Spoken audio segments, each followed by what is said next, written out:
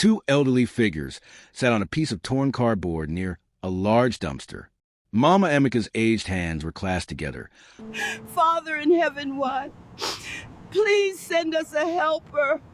Let our son find us. Amen, but we have to eat something. We need strength to survive until help comes.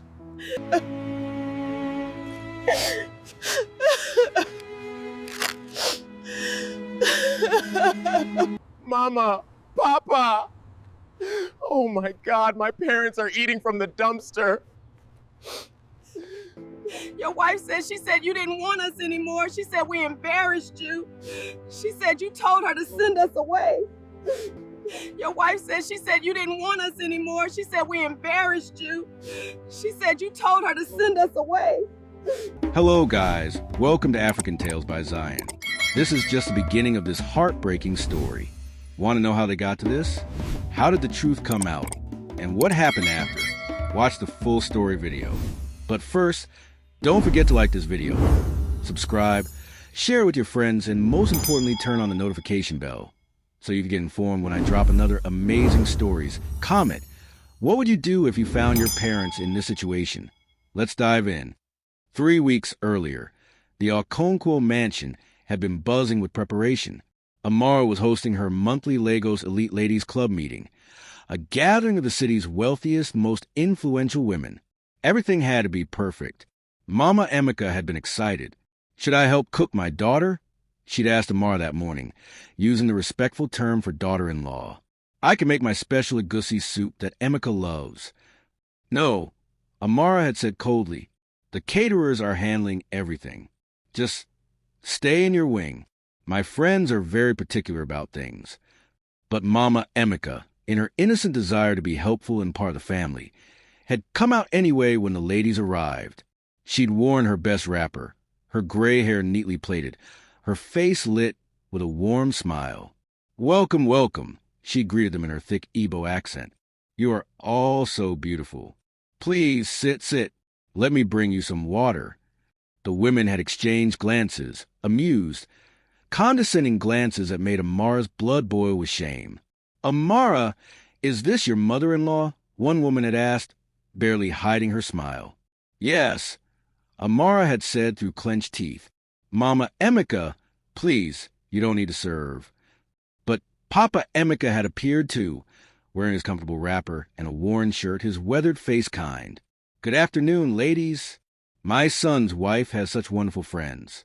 You know, I tell Emika all the time, he is blessed with a good woman. Papa Emika, please.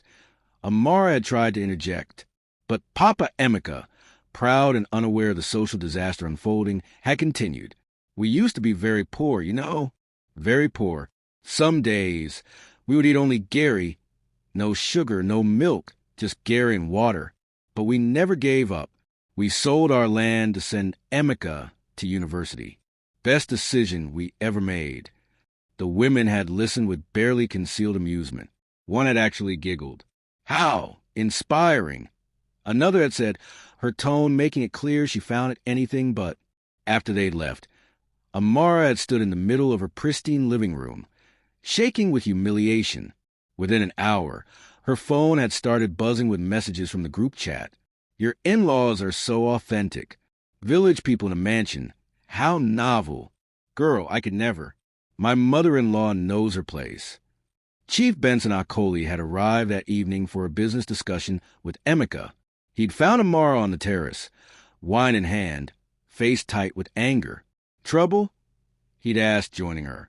His parents, she'd spat. They humiliated me today, talking about poverty and Gary to my friends. Do you know what they're saying about me now? Chief Akoli had sat down, his expression thoughtful. You know, Amara, I've been thinking about this for a while. Those old people are holding Emika back. What do you mean? Think about it. How much does he spend on them monthly? Their medications alone cost a fortune. Their comfort, their needs. It's money that could be reinvested in the company. But more than that, they're keeping him tied to his past. He'll never fully embrace his position in society while he's dragging village people around. Amara had looked at him sharply. What are you suggesting? I'm suggesting that perhaps they'd be happier back in the village, with relatives, away from the pressure of living in a world they don't understand. Chief Akoli had leaned forward, but Emeka would never agree to send them away himself. He's too sentimental. So what can I do? There's parents. You're his wife. This is your home. You have rights. Chief Akoli's eyes had gleamed. And if they happened to leave on their own, if they decided they didn't want to be a burden anymore, well, Emeka couldn't blame you for that, could he? The seed had been planted. 2 days later, Emeka had left for his international trip. The moment his car pulled away, Amara had called Chief Akoli. Let's do it, she'd said. Tell me how. They'd met at an expensive restaurant, plotting like conspirators in a crime drama.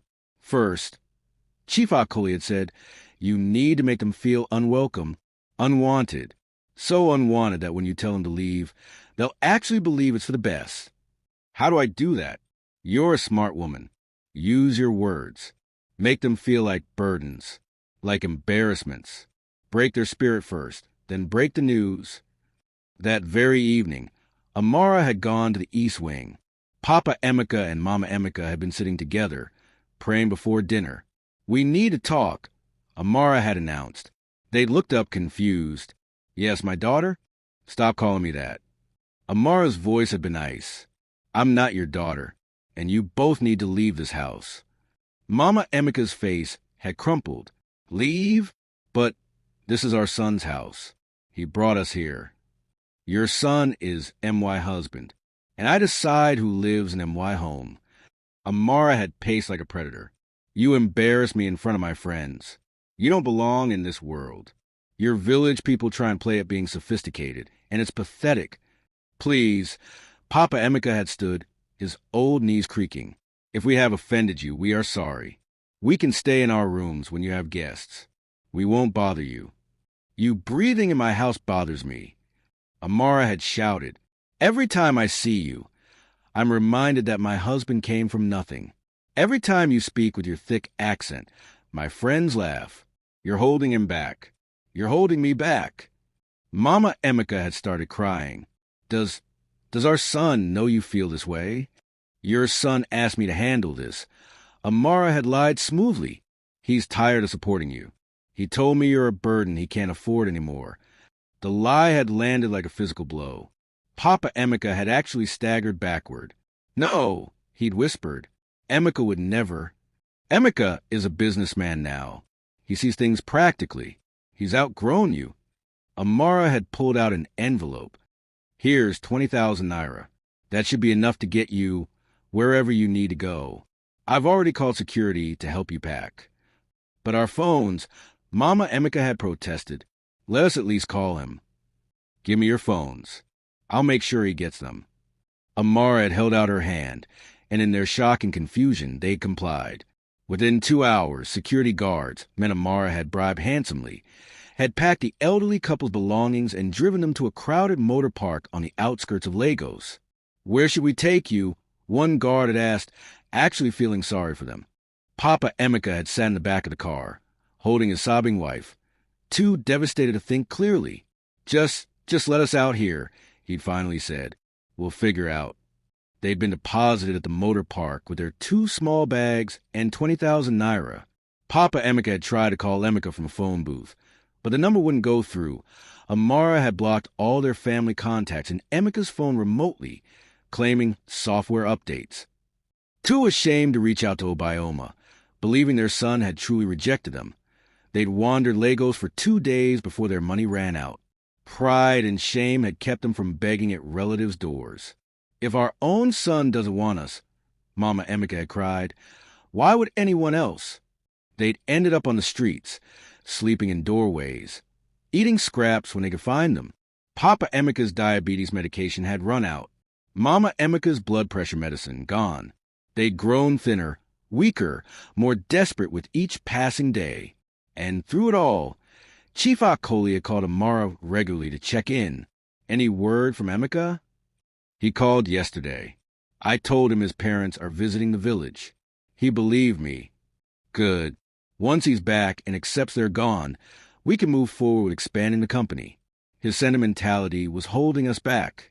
Now, he can focus on what really matters, profit. Neither of them had given a second thought to the two elderly people suffering on Lagos' streets. They'd gotten what they wanted. The embarrassing parents were gone, and Emeka was none the wiser. Or so they thought. 20,000 naira. These devils threw out elderly parents with just 20,000 naira in lies. And Chief Akoli was manipulating everything from behind the scenes. I am furious. But here's what they didn't count on. The truth always comes out. Don't miss next chapter where Emeka finally discovers what happened to his parents. Like this video if you're as disgusted as I am. Subscribe to African Tales by Zion. Drop a comment telling Amara and Chief Akoli exactly what you think of them. And turn on notifications because next chapter is going to shake you. 3 weeks. That's how long Chukwemeka Okonkwo, Emeka to those who knew him, had been away from Lagos, closing deals in Dubai and London that would expand TechVision Nigeria into international markets. At 38, he'd built a software empire worth billions, but success had never changed what mattered most to him: family. The black Range Rover pulled into the circular driveway of his mansion just as the sun was setting. Emeka stepped out, exhausted but smiling. Home meant seeing his parents, the real reason for all his success. Papa Emeka and Mama Emeka lived in the east wing of the mansion, a beautiful space Emeka had designed specifically for them. They were his foundation, his reminder of where he'd come from. Papa had sold their only piece of land to pay for his university education. Mama had sold vegetables under the scorching sun to buy his textbooks. The moment he'd made his first million, he'd brought them to Lagos, vowing they'd never struggle again. "Darling, you're back." His wife Amara appeared at the front door, stunning in a designer dress that cost more than most people earned in a year. Diamonds glittered at her throat as she kissed his cheek, cold, perfunctory. Emeka scanned the entrance hall. Where are Papa Emeka and Mama Emeka? Something flickered across Amara's face. Oh! They went back to the village for a visit. You know how old people get homesick. Emeka frowned. His parents never traveled without telling him. When did they leave? 2 weeks ago. Amara waved dismissively. I tried to tell you, but you were busy with those meetings. Alarm bells rang in Emeka's mind. He pulled out his phone and dialed his father's number. Straight to voicemail. His mother's phone, the same. Why aren't they answering? You know how they are with technology, Amara said lightly, but her eyes were hard. They probably forgot to charge their phones. Stop worrying. Come to bed, you look exhausted. But Emeka couldn't sleep. At dawn, he went to his parents' wing. The moment he opened the door, his world shattered. Empty, not just empty, stripped bare. The family photos Mama Emeka kept on her dresser, gone. Papa Emeka's reading glasses, his worn Bible, Mama Emeka's prayer mat, everything gone. The rooms felt violated, as if his parents had never existed. Amara, his roar echoed through the mansion.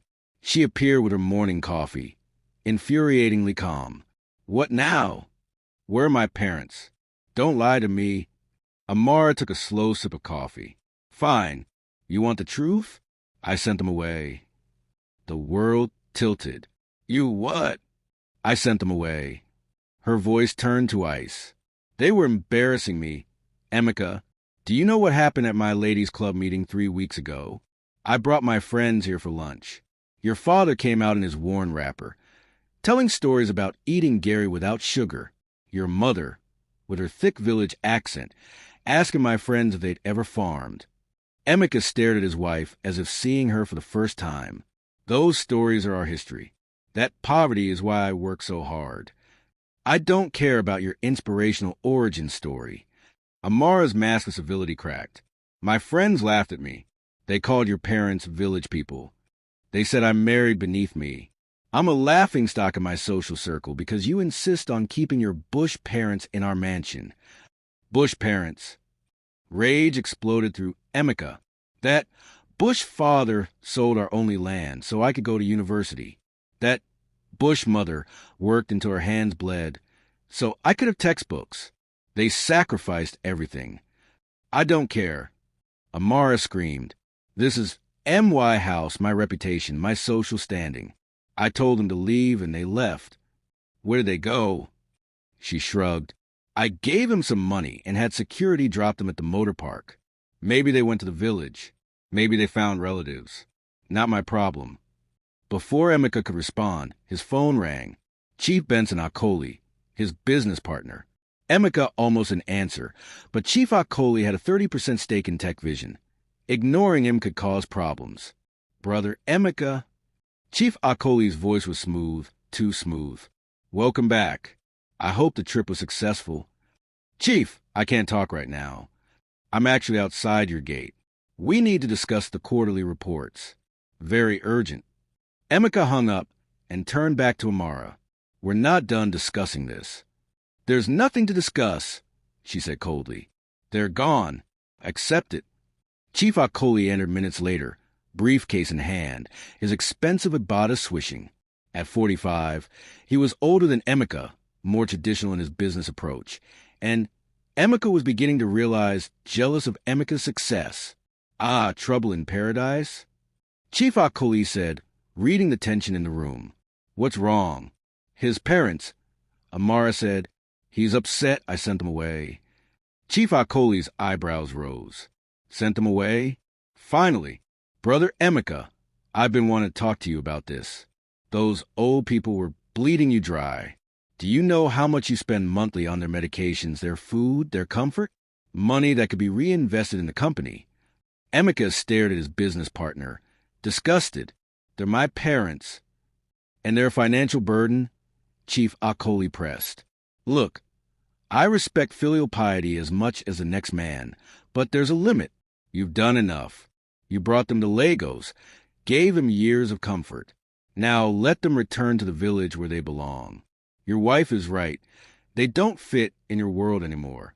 The pieces clicked together in Emeka's mind. You knew she was going to do this. Chief Akoli and Amara exchanged a glance. Quick, guilty. We discussed it. Amara admitted. Chief Akoli helped me understand that I wasn't being cruel. I was being practical. Your parents are old, Emeka. They're from a different time. They don't understand our lifestyle, our social obligations. Get out, Emeka said quietly. What? Get out. His voice shook the room. Both of you, out of my sight. Now. Brother, be reasonable. Chief Akoli started. Out. As they left, Emeka grabbed his car keys with shaking hands. His sister. He needed to call his sister Obioma. She lived in Lagos, worked as a teacher. If his parents needed help, they'd go to her.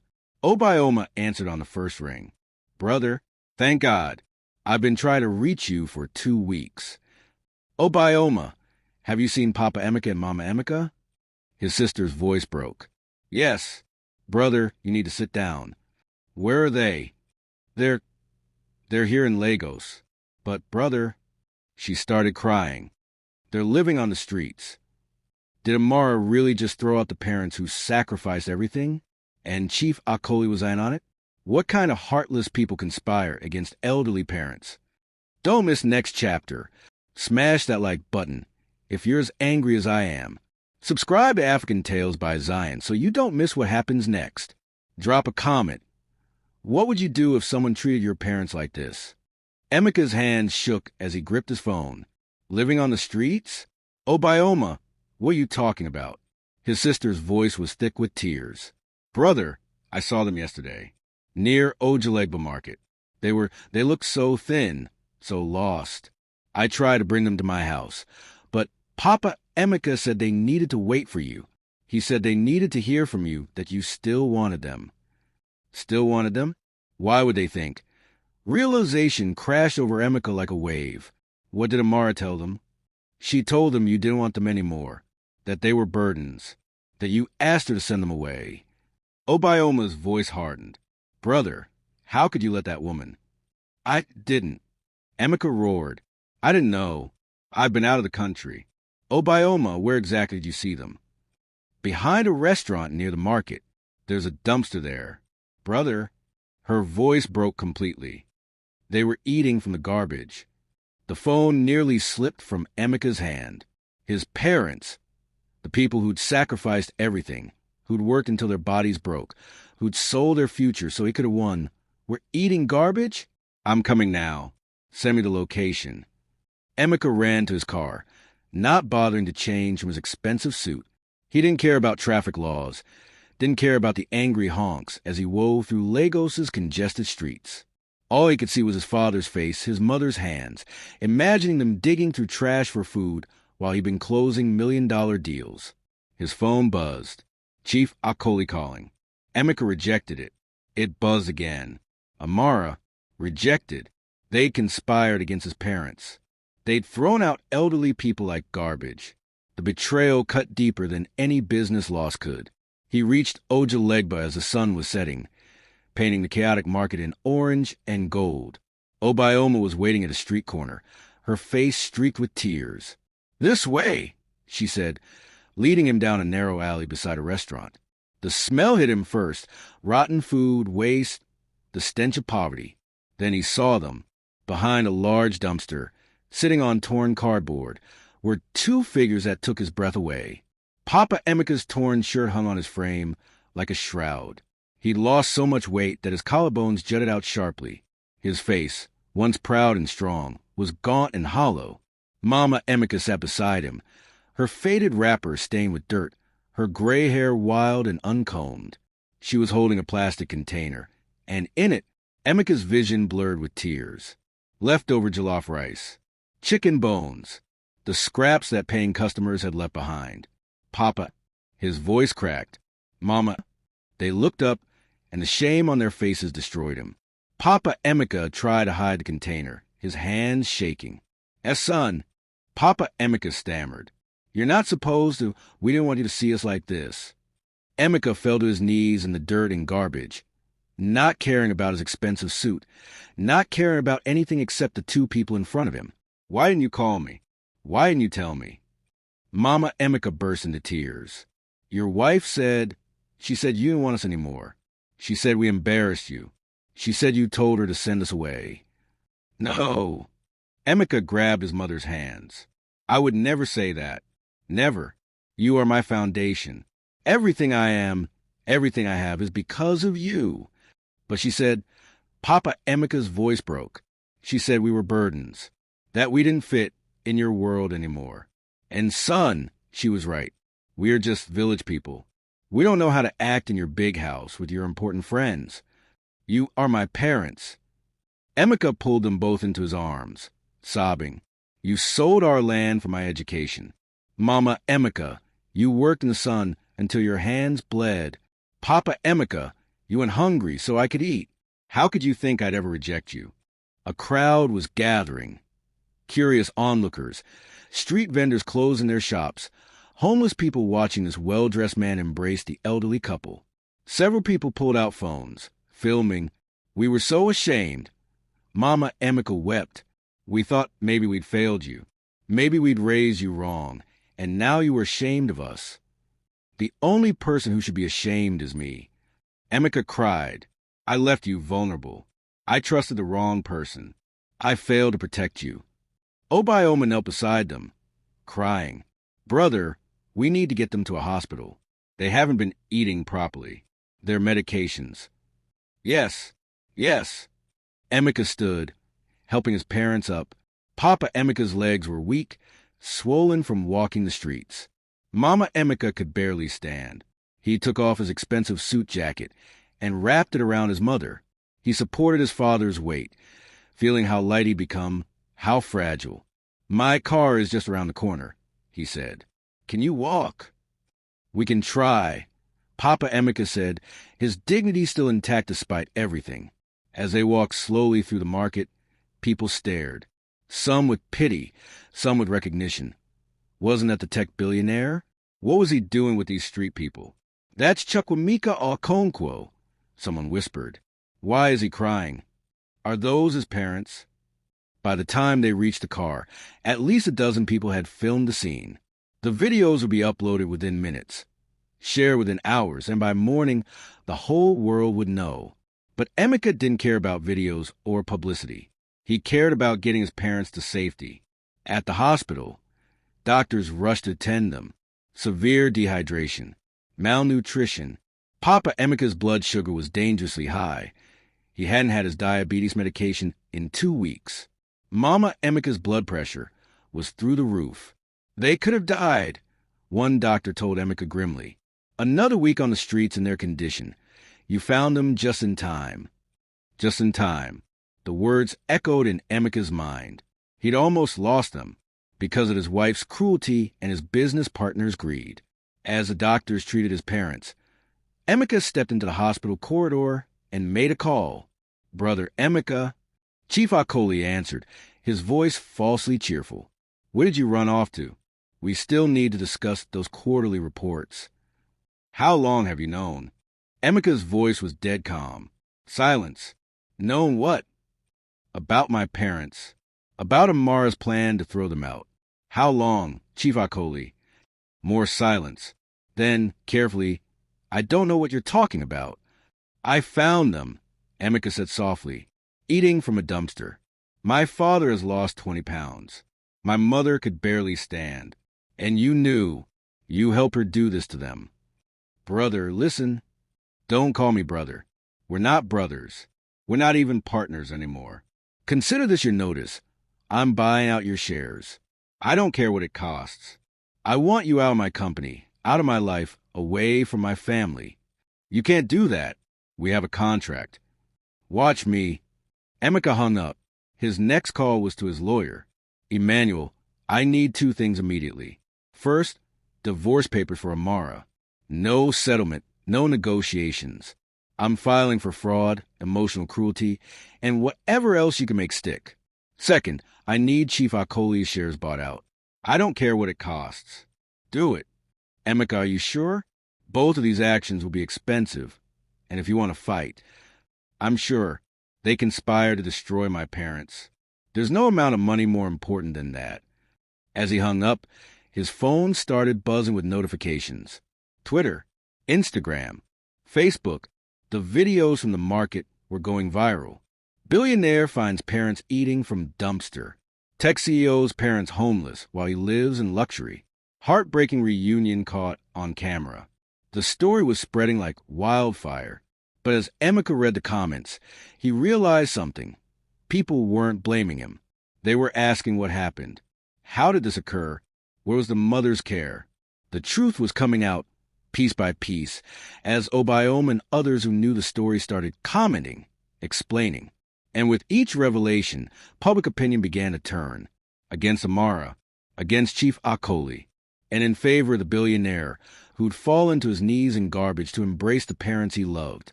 Emeka found them, and now the whole world is watching.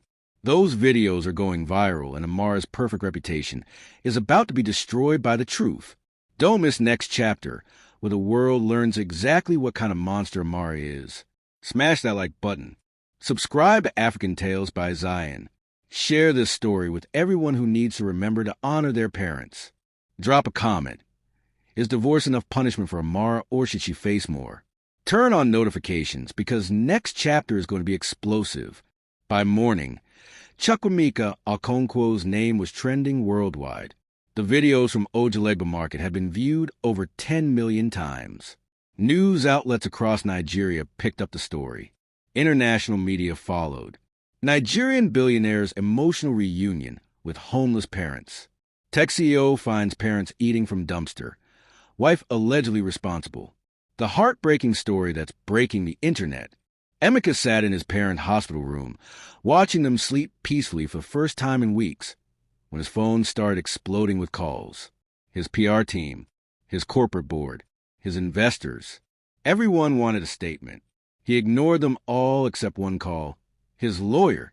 Emeka, you need to see this, Emmanuel said. Amara is giving interviews. She's trying to control the narrative. Emeka turned on the television in the hospital room. There was Amara, perfectly styled, sitting across from a popular talk show host, dabbing at crocodile tears. I never meant for it to go this far, she was saying. I was just trying to help them adjust. They seemed uncomfortable in the mansion, so I suggested they visit family in the village. I gave them money for transport. How was I supposed to know they'd end up on the streets? Emeka's blood boiled. Even now, she was lying. His phone buzzed. A text from Obioma. Brother, I can't stay quiet anymore. I'm telling the truth. Within an hour, Obioma had posted a detailed thread on Twitter explaining everything. The Lagos Elite Ladies Club meeting, Amara's humiliation, the conspiracy with Chief Akoli, the lies told to Papa Emeka and Mama Emeka, the 20,000 naira, the blocked phone numbers. The internet erupted. Amara's carefully crafted image shattered in real time. Her Instagram comments flooded with fury. Her elite friends began distancing themselves publicly. The Lagos Elite Ladies Club released a statement. We do not condone the alleged treatment of elders. Mrs. Okonkwo has been removed from our membership, pending investigation. Her sponsors dropped her. The fashion brands that had partnered with her pulled their collaborations. The charity board she sat on asked for her resignation. Chief Akoli fared no better. His business partners started calling emergency meetings. His reputation as a respectable businessman crumbled as details of his manipulation emerged. Chief Akoli accused of conspiring against elderly parents. Business partners' jealousy led to cruel plot. Chief Akoli's companies faced boycott. Emeka's phone rang. It was Chief Akoli. His voice panicked. Brother, Emeka, please, we need to talk. This is all a misunderstanding. The media is destroying me. Good, Emeka said simply. You don't understand. I'm losing everything. My partners are pulling out. My contracts are being canceled. You have to issue a statement. Tell people it wasn't that bad. It was that bad. You helped drive my parents onto the streets. You manipulated my wife. You conspired against elderly people for money. You deserve everything that's happening to you. Please, I have a family. I have responsibilities. My parents had a son who loved them, and you tried to take that away. Figure it out yourself. Emeka hung up. In the hospital room, Papa Emeka stirred. His eyes opened, clearer now after fluids and medication. He saw Emeka sitting beside the bed, and tears immediately filled his eyes. My son, he whispered. You're still here. I thought maybe I dreamed it. I'm here, Papa Emeka, and I'm never leaving you again. Mama Emeka woke next, her hand reaching for her husband's. When she saw Emeka, she started crying. We're so sorry, my son. So sorry for being a burden. Stop. Emeka moved to sit on the edge of her bed. You are not burdens. You are the reason for everything good in my life. Papa Emeka, you sold our only land so I could go to university. Mama Emeka, you worked in the market until you collapsed so I could have school supplies. You gave me everything. How could you ever think you were burdens? But your wife said, Papa Emeka began. My wife lied about everything. She told you I didn't want you, but that was never true. Not for 1 second. Emeka took both their hands. I'm divorcing her. She's moving out of the house today. And I'm removing Chief Akoli from the company. Both of them will face consequences for what they did to you. Divorce? Mama Emeka looked worried. My son, marriage is sacred. So is honoring your parents, Emeka said firmly. She committed a worse sin than I could by divorcing her. She threw you away like trash. That's unforgivable. A knock on the door interrupted them. A nurse entered, followed by a well-dressed woman carrying a camera. Mr. Okonkwo, I'm sorry to intrude, the nurse said, but this is Adiz Nwosu from NTA News. She's been requesting an interview.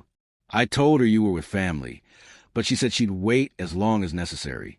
Emeka was about to refuse when Papa Emeka squeezed his hand. Let her in, the old man said. Let's tell the truth.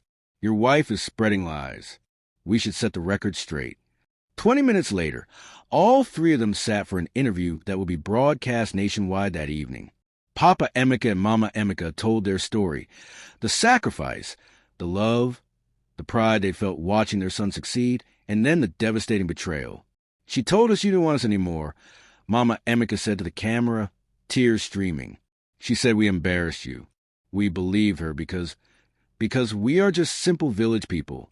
We don't understand the city ways. We thought maybe we'd failed you. You never failed me, Emeka said, his own tears flowing.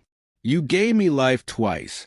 Once when you brought me into this world, and again when you sacrificed everything for my education. Everything I have, I owe to you. The interview aired that evening. 20 million people watched. The response was overwhelming. Social media exploded with support. Hashtag Justice for Parents trended globally. Hashtag Amara the Monster became the top hashtag in Nigeria. People shared their own stories of parental sacrifice. Churches preached about it.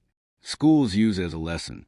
And through it all, Amara's world continued to crumble. Her family's business lost major contracts. Her father, a respected Lagos businessman, had to issue a public apology and disown her actions. Her mother stopped answering her calls. Her friends blocked her number. She tried one more interview, attempting to gain sympathy. It backfired spectacularly. I made a mistake, she cried to the cameras. But look what it's cost me. My marriage, my reputation, my life. Isn't that punishment enough? The interviewer, a sharp woman named Kemi, looked at her coldly. Mrs. Okonkwo, those elderly people were eating from garbage. They were sleeping on streets. They thought their son had rejected them. And you're asking if losing your social status is punishment enough. The interview went viral for all the wrong reasons. Amara was labeled tone-deaf, narcissistic, cruel. Meanwhile, in the hospital, doctors declared Papa Emeka and Mama Emeka stable enough for discharge. Emeka had already arranged everything. The east wing of the mansion had been completely renovated and expanded. New furniture, medical equipment, a full-time nurse, everything they could possibly need. I'm moving into your wing, Emeka told them. I'm not staying anywhere near where Amara lived. That part of the house is dead to me now. From now on, I live with you. We're a family, and families stay together. But your business, Papa Emeka protested. I'm restructuring everything. Fewer international trips. More remote work. I'm hiring people I can trust to handle things when I'm needed elsewhere. But my priority is you. Always you. As they prepared to leave the hospital, Emeka's phone rang one last time. It was Amara. Please, she begged. Please just talk to me. We can work this out. I'll apologize to your parents. I'll do whatever you want. Just don't divorce me. Don't leave me with nothing. Emeka looked at his parents. Papa Emeka helping Mama Emeka into her wheelchair, both of them thin and tired, but smiling because they were finally safe. You should have thought about that, Emeka said quietly, before you threw away the two most precious people in my world. He hung up for the last time. The whole world saw the truth, and Amara's life is destroyed. But is it enough? Is social disgrace enough punishment? Don't miss the final chapter where we see justice fully served and a family restored. Like this video. Subscribe to African Tales by Zion. Share this everywhere. People need to see what happens when you dishonor parents. Drop a comment about what final punishment Amara and Chief Akoli deserve. Turn on notifications for the powerful conclusion. 6 months after the viral video that changed everything, the Okonkwo mansion looked different. The western wing, where Amara had lived and entertained her shallow friends, sat empty and closed off. Emeka had instructed staff to cover all the furniture, close all the curtains. It was a monument to betrayal, and he never went there. The eastern wing, however, had been transformed into a haven. Medical equipment lined one room. A beautiful garden had been planted outside, where Mama Emeka could tend flowers. Papa Emeka's favorite armchair sat by a large window overlooking Lagos, where he could read his Bible in natural light. And in a room adjacent to his parents, Emeka had moved his own bedroom. No more separation. No more distance. They were a family, living as families should. Papa Emeka had gained back most of his weight. His diabetes was controlled.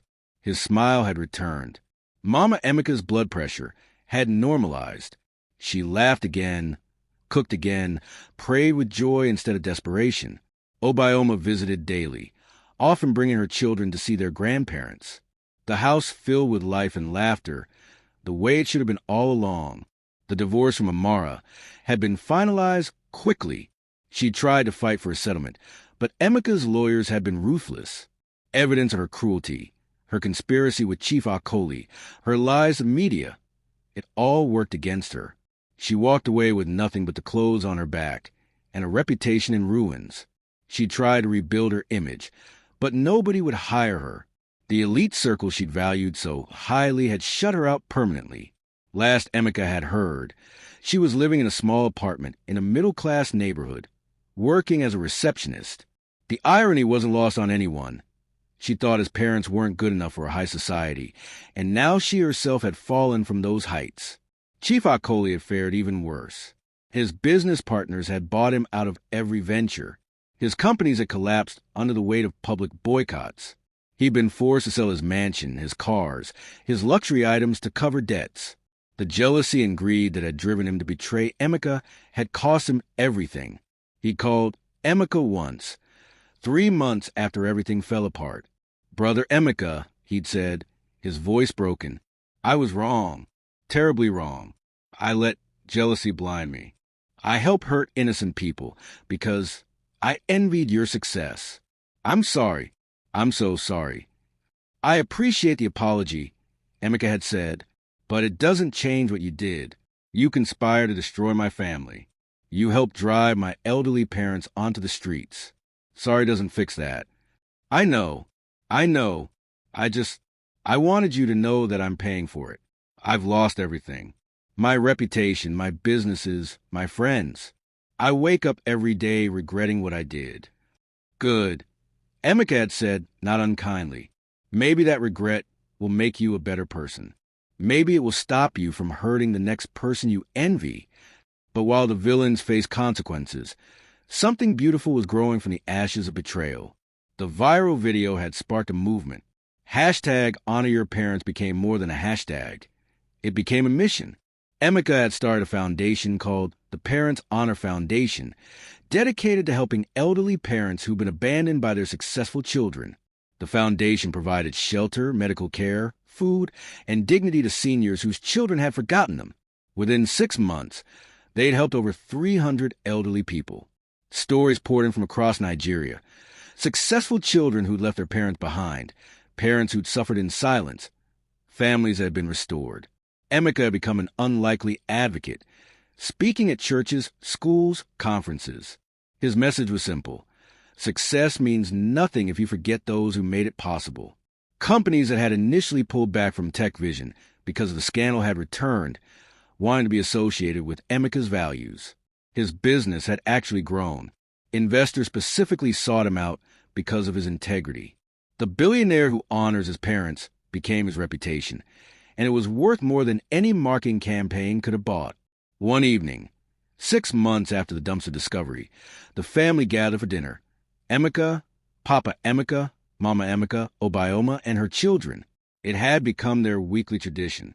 As they ate, Papa Emeka cleared his throat. "My son, I want to say something." Everyone quieted. "When we were on those streets, eating from garbage, I prayed to God every day. I asked him why he was allowing this to happen. I told him we'd tried to be good parents. We'd sacrificed everything. I asked him why our son had abandoned us." Mama Emeka reached for her husband's hand. "But now I understand," Papa Emeka continued, his voice strong. "God allowed it to happen so the world could see.